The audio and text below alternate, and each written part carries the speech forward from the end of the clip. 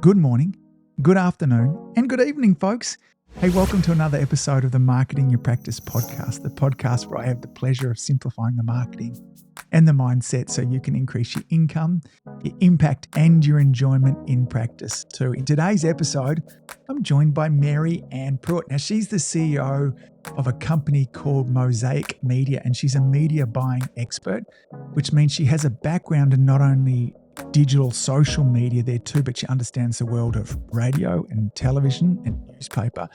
And the cool thing is as chiropractors, we now have access to all of this in a way that just wasn't available to us 2 decades ago.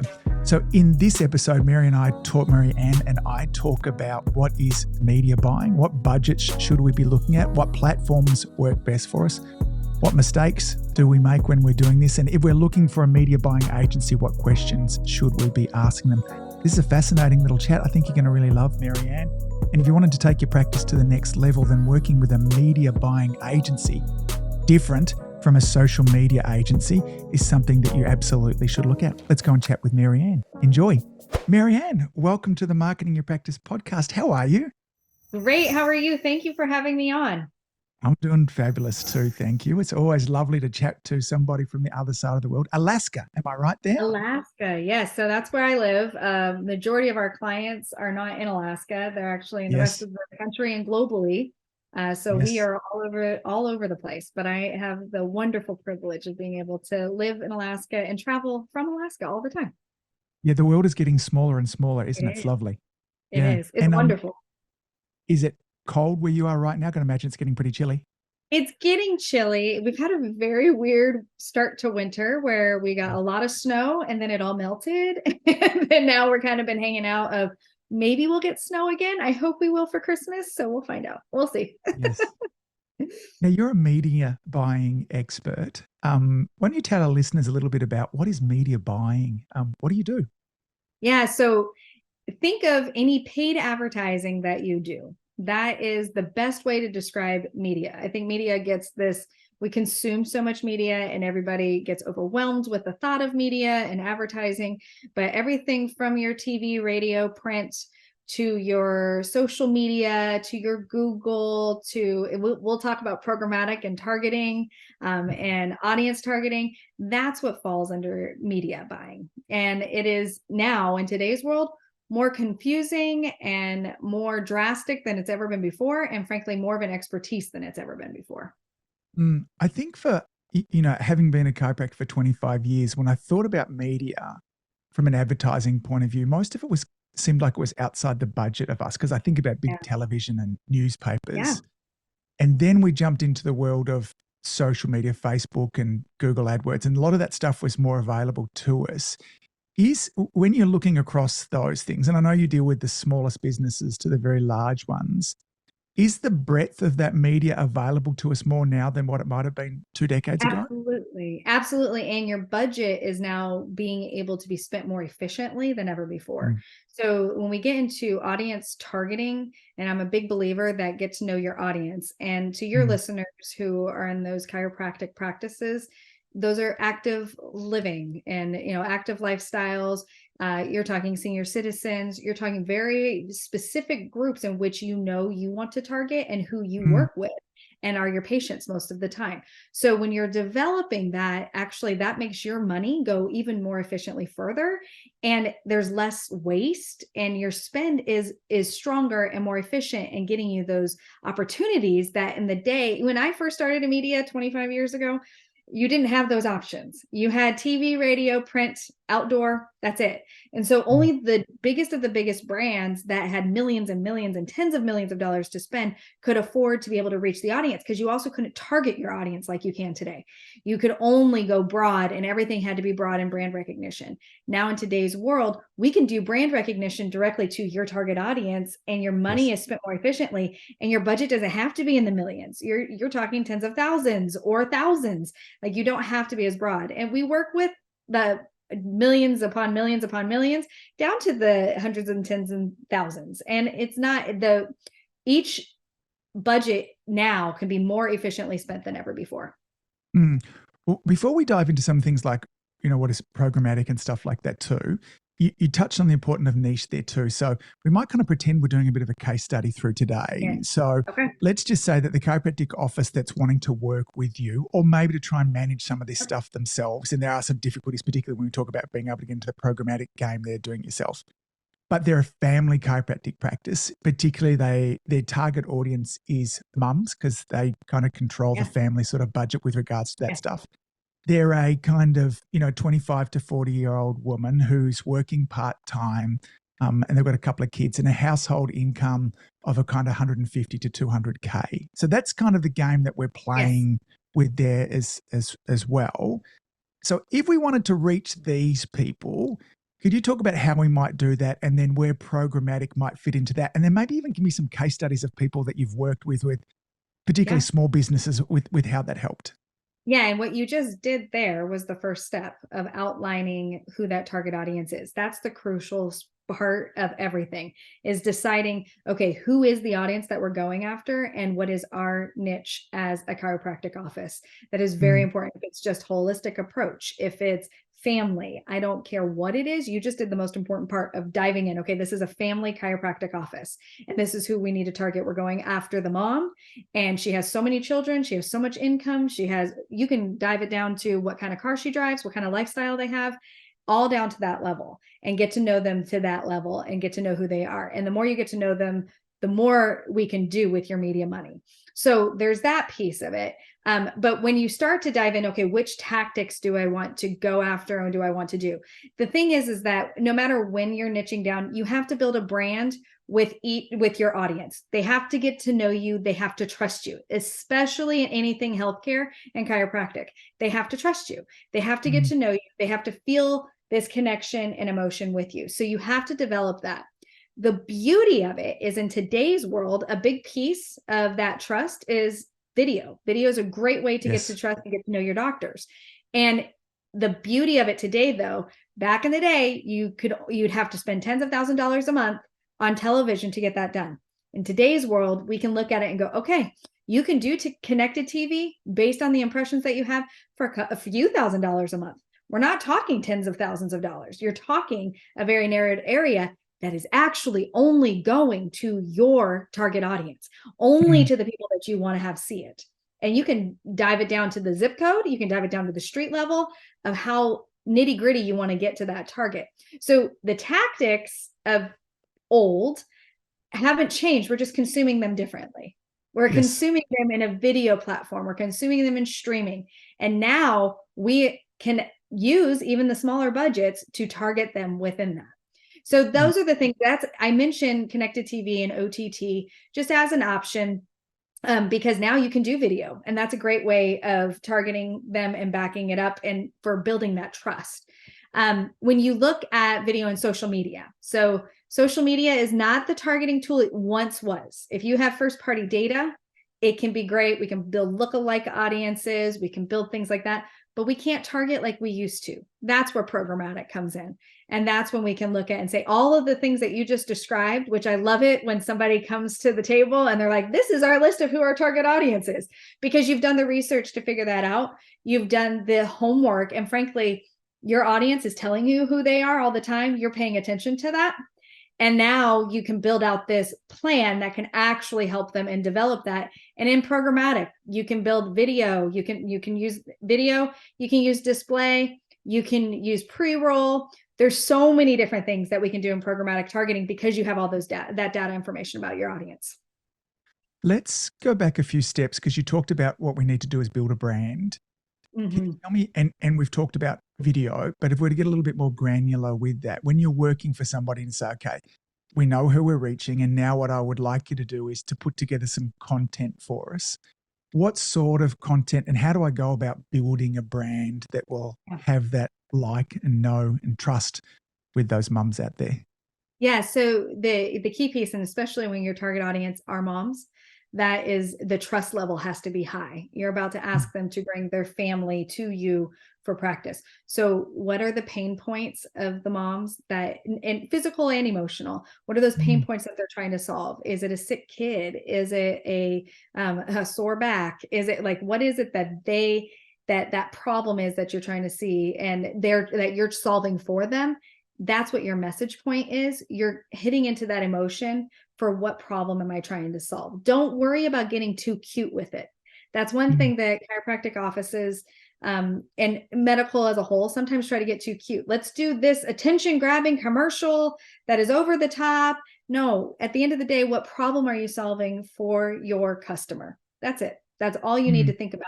Yes, you can do that professionally. You can make it look nice, but you're solving a problem. Be helpful to your target audience. Be helpful in the information, provide them the information that they need. So then let's then look at the full sales funnel, which different time, different interview, we can talk about how that funnel is starting to flatten quite a bit as opposed to being the traditional funnel. But that brand awareness is that top of the funnel. They are not going to search or look for you until they know who you are and that they trust you. So what does that look like? And I like to actually compare it to what it used to look like and now what it looks like. That used to be doing a TV ad and then looking them up in the phone book, right?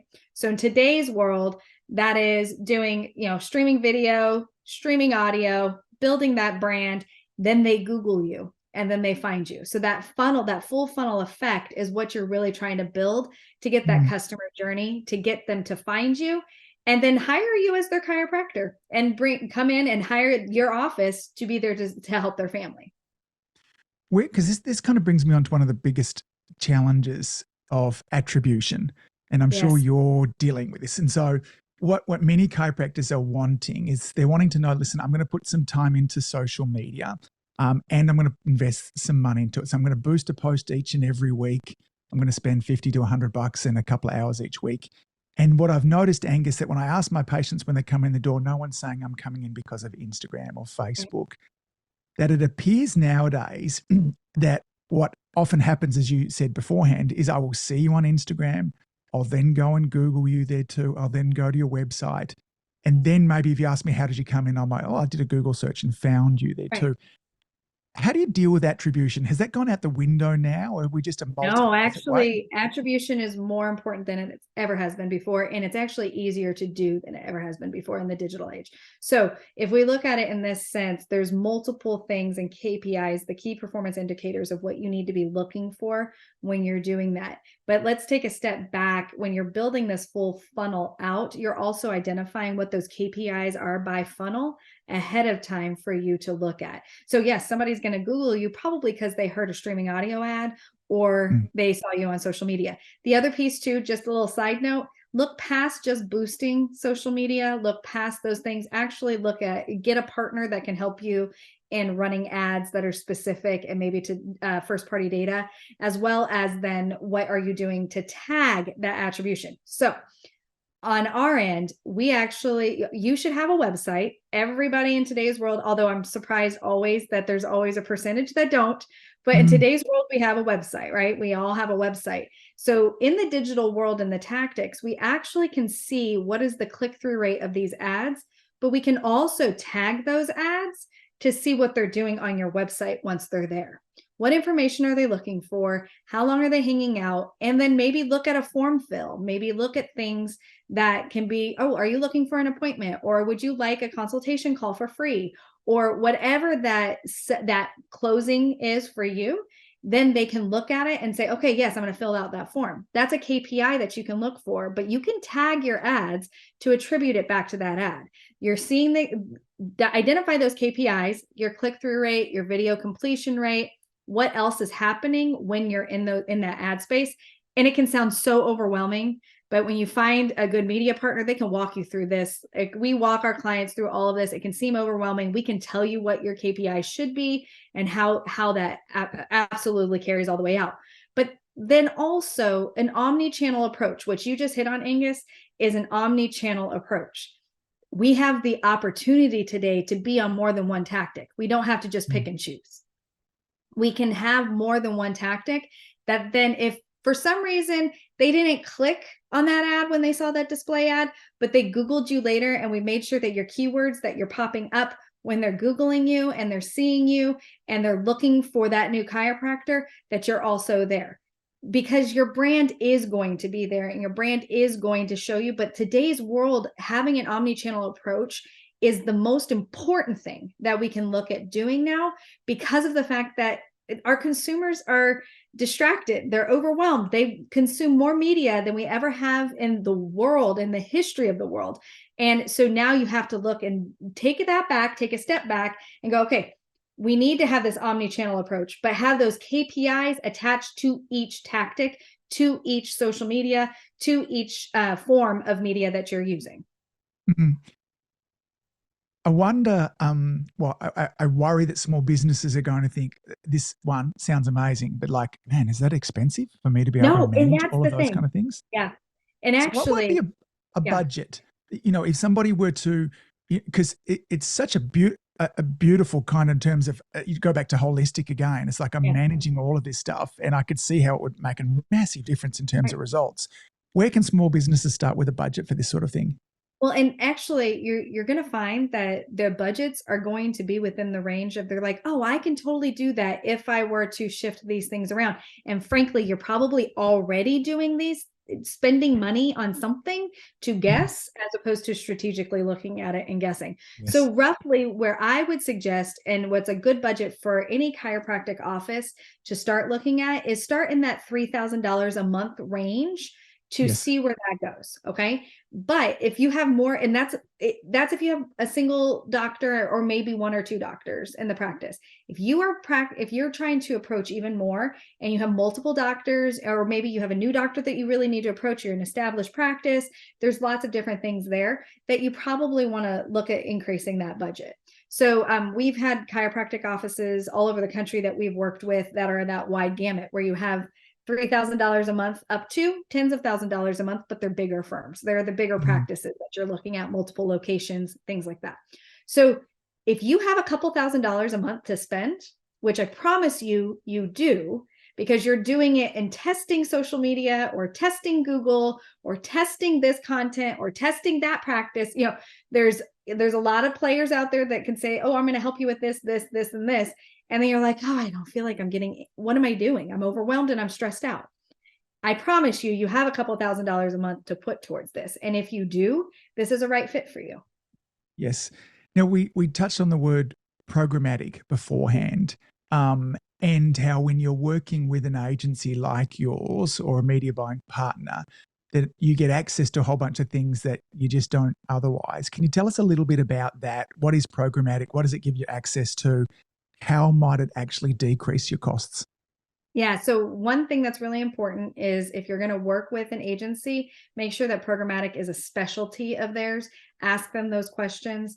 And if you ever want, if I always open this up to anybody that hears me on a podcast, if you ever want to just ask questions, or if there are questions you want to ask on that behalf, reach out. I can give you questions. I'm happy to answer those questions. But one key thing is, are you a direct seat on a DSP, which is a demand side platform? And that's a bidding process. So now let me explain what programmatic is, because it can be so confusing as across the board. So when I started in media, I talked about that of TV, radio, print, outdoor. I had to contact a media rep with that vendor, and I would ask for a rate card, or I'd ask for a proposal based for this client that I'm working with. Can you put a schedule together? And then they would send it to me, and then I'd negotiate back and forth. What programmatic is it takes out the middleman, and we digitally automate the negotiation process. And it's now a digital automation format of us being able to go after the impression and bid on it in real time. So we're bidding on that impression that's available. That's where then your target audience comes in. I can layer in all these behaviors, and I'm bidding on the behavior and the individual of the target audience that I'm going after. It makes your budget go further. It makes your budget more efficient, and you're more targeted. You're actually right in there in front of your audience of where you need to be. So you're basing it off the cost of the impression to reach your target audience. So you're setting a budget to get those impressions and to be able to go in that direction. But the reason why it's really important to make sure that your agency knows how to bid directly, understands programmatic. Not everybody understands it. We actually work with a lot of agencies to do the programmatic for them, for their clients, as well as then work directly with practices and businesses directly. Through programmatic, because the changes that came in with iOS 14, which stopped us getting access to a lot of information there too. So this was an update for our listeners that Apple had with their software that made it much more difficult for us to track people. But through programmatic and through the bidding system, it sounds like you get access to a lot of that information that we just don't through the Facebook platforms Yeah. now. So, I mean, the cookieless world and the data that's not available, like that affects things. However, that being said, there's lots of data that is still out there. And in programmatic, we have thousands of data sources that we're looking at. I mean, tens of thousands of data sources that come into our funnel and into our softwares. So it is a process that's automated. I like to say man-driven or human-driven automation and AI. I don't like to just say AI because doing AI is only as good as the information that you put in. And we have that human-driven AI that we like to utilize and really look and automate that, but then also optimize that. So yes, that is what's available now, are actually a ton of data sets. And that's why I like to look at it and go, Google is one data set. So you can bid and do display and video on Google. It's a great format and a great platform, but that's one data set. In programmatic, you also have additional data sets that you're looking at as well. And so if we were to go back to our kind of 2 or 3K a month budget that we talked about beforehand, and we're running to reach those mums, what platforms is our content likely to be distributed for that sort of budget? So a lot of the times what we do, the first thing we do is look at that target audience and then say, okay, where's our best cost of that budget of where we're going to put it. If you're spending in that $3,000 to $4,000 a month range, you are going to be able to probably include some video in that, depending, and I have to put this caveat, depending on where you're located and what your geo is. If you're in New York City, right in Times Square, that's going to be hard for us to be able to really target. That's going to be anybody, because the impressions are going to be more expensive because there's more impressions available. But if you're in a rural community or you're in a moderate sized town, then you're going to be able to spend that kind of money to be able to do it. So you're probably going to be able to include some video, maybe some display. And then we would look and see, okay, where's our audience first to make sure that we're doing that right. And then hopefully maybe add a layer of Google in there. So those are a few of the tactics that you can do, but it really depends on who your target audience is. If we're taking the mom, for instance, video is important to mom. So is social media. So we would look at maybe some potential social to just make that omni-channel approach full. So you can look at some video, you can look at some social for branding, and then you can bring in the full tactic of maybe then having some Google to layer it out. Is there, you talk a lot about in previous interviews in terms of generational targeting habits, those sort of things. How important, is there a big difference between kind of my 25 to 40-year-old mum versus my, baby boomer who might be 55 plus?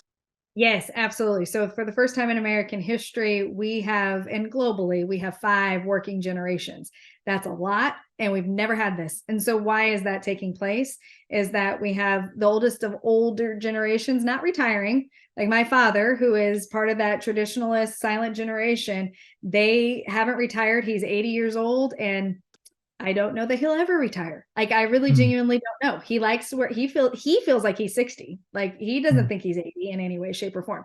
But marketing and media oftentimes lumps all these people together into one demographic, as opposed to looking at, okay, if I go 18 to 54 years old, that 54-year-old and that 18-year-old really are not consuming media the same way. Yes. And so we have to go away from broad demographics and get to know them. And I would actually say too, I like to break it out and say it's okay for you to have 2 different target audiences and break those out into 2 different age groups, because our older mom is going to be very heavy on social media. She's going to be in certain areas. Video may or may not be where she is, but social media and Google, that's probably where she's going to be. Our millennial mom, that's in her late 30s, mid to late 30s, she's going to dabble in the Instagram a little bit, but she's going to be streaming video. She's going to be looking at video and tactics there. So what are we doing to make sure that we're breaking those up? The consumption of media changed drastically with the pandemic. There is no question about it. We went from high consumption of media to an all-time high. That hasn't changed.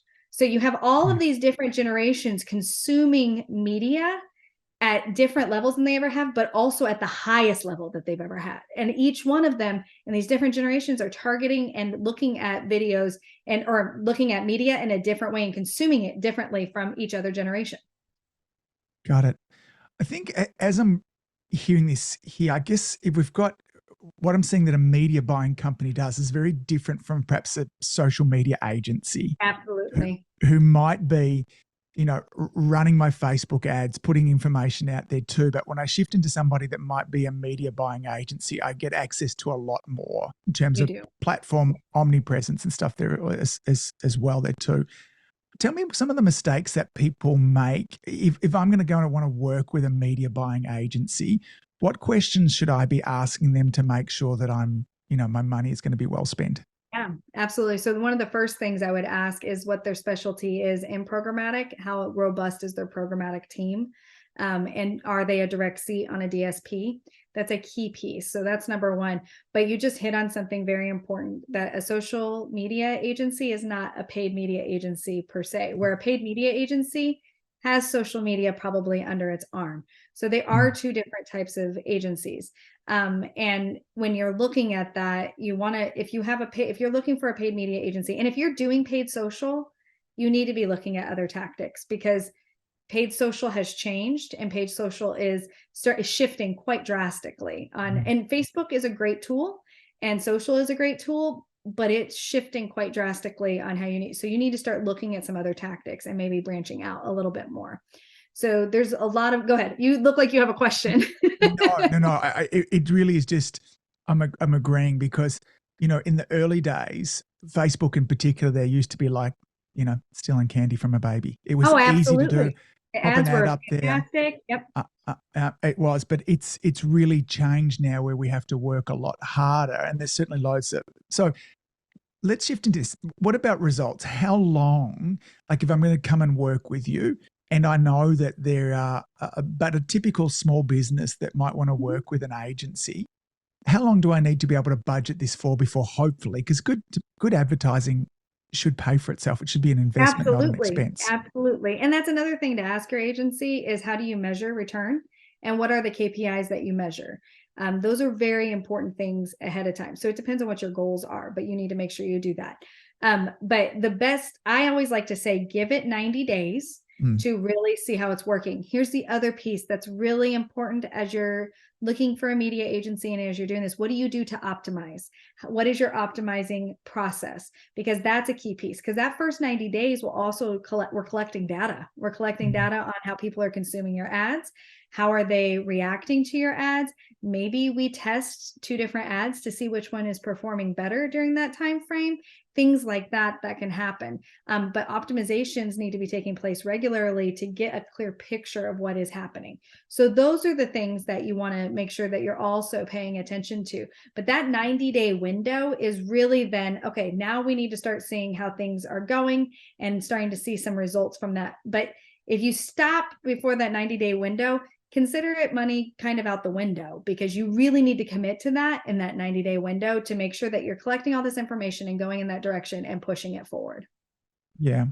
Mary Ann, can you share a little case study with us perhaps of a small business that you worked with and their journey through all of this, choosing clarifying a niche there too and getting into the media buying game, and perhaps some of the results that they experienced?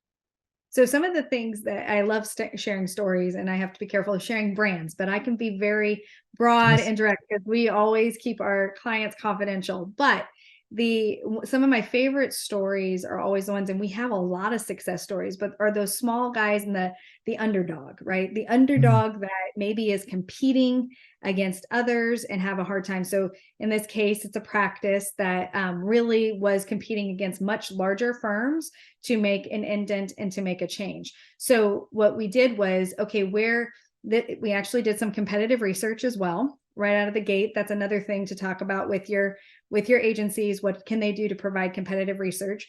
We provided some competitive research. We did some competitive research to kind of gauge where some of our tools tell us what your competitors are spending, what their creative is running. If they're spending money and they're spending enough, we can get that information. And so we compile that. So then we looked, okay, this is how much your competitors are spending. And I remember their eyes kind of going, I don't think we can spend that much money, because it was quite a bit. These were very large practices that we were working not against, but we were trying to get some market share from. So in that, and looking at that, we were like, okay, this is where they are. Are there any markets that then we can identify that would make us unique?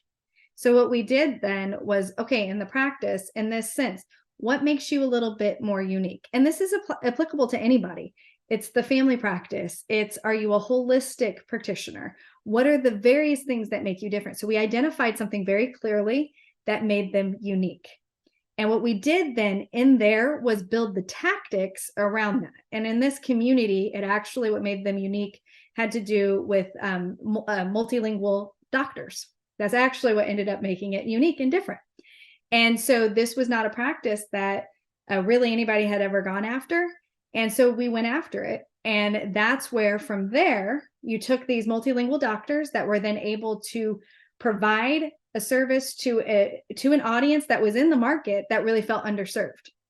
And then we were providing multilingual ads. We were providing multilingual meaning the targeting of the ads that they were getting were in the language in which they spoke. And so that made a difference. But then we also had doctors speaking that language to them so that they felt comfortable. They built that trust with them.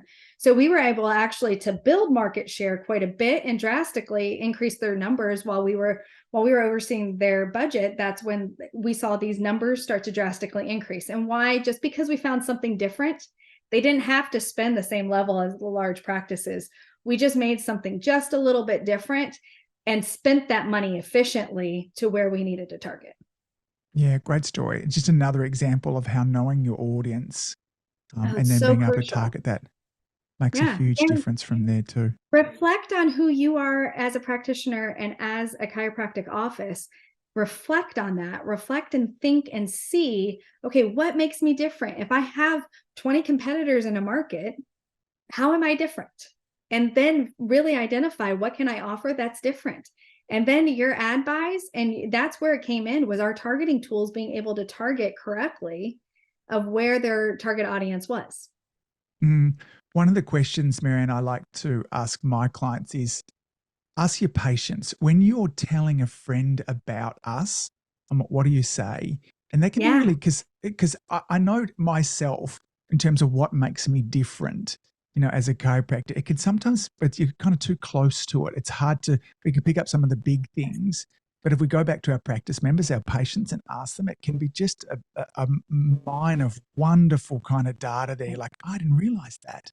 Right. The That's environment exactly through right. there too. So, Mary Ann, And this that's has been, exactly your patients know you, and they love to yes, refer you more than anybody because they yeah, know you and they love you. And when you are providing a good service to them, they are all over that, and they want to provide.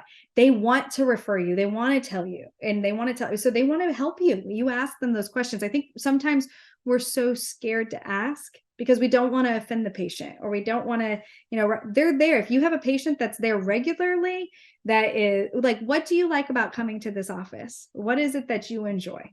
And what is it that makes us different than, have you been to other chiropractors? Or those are key questions to ask, and you get to know your audience even more. yeah, I love it. I love it, love it, love it. I love all of this stuff. And I'm excited that this is now starting to get within the realm of affordability for Yes. chiropractors to be able to manage even the smaller of practices as well. And I think that, if we're looking at a budget of that $2K a month there too, it might be a stretch for some very new practices. But for most practices, as you talked about too, they're spending money kind of hither and yonder, that if they just kind of bring in some focus, if they're prepared to wear 90 days and to work with a group like yourself there too, it just makes sense that this is something that's going to be really, really helpful for them. Exactly. If some of our listeners want to find out more about what you do, as you mentioned to begin with, we've got a global audience that we're talking to here, but you work with businesses from around the world also, yes? We do. We are also a global company. Yes. Yeah. Yeah. So So how do people find out more about? Yeah, and I always offer a conversation to anybody who's heard me on a podcast. Always love to help and pick our brain. We are global and we're all over the place, so we pretty much have experience wherever you are in that. So you can actually reach out on our website, which is mosaic.agency/contact. That actually comes directly to my email if you ever want any more information. We also have lots of tools and various things on our website, mosaic.agency. And you can find me on LinkedIn and Twitter at Media Maps, and I can send you all of my social that you can put in the notes for sure. But reach out and ask questions. We're here to help. Got it. Mary Ann, it's been a wonderful pleasure. Thank you. You've Yes, been thank great to you. deal with from the moment that we kind of met each other electronically as I It's- kind of shuffled our time around there too. So I hope a lot of our audience reaches out, because for many of them, working with a media agency like yours is going to be a perfect fit. So thanks so Yeah. much. Merry Oh, thank you Christmas for having me. You too. for by the time this comes out in a couple of weeks' time as well. So I hope you have a lovely, white, not too chilly Christmas in Alaska. You too. Thanks, Merry Mary Ann. Christmas. Thank you. If you've enjoyed listening to this podcast, you have to come and check out my Community Influencer Program. It's my monthly coaching program where we take all this material and I'll work with you to help you apply it, implement it, and systemize it. The Community Influencer Group Coaching Program is designed to help you increase your practice income, impact, and enjoyment. Join me over at anguspyke.com/join. That's anguspyke.com/join. I'd love to see you there.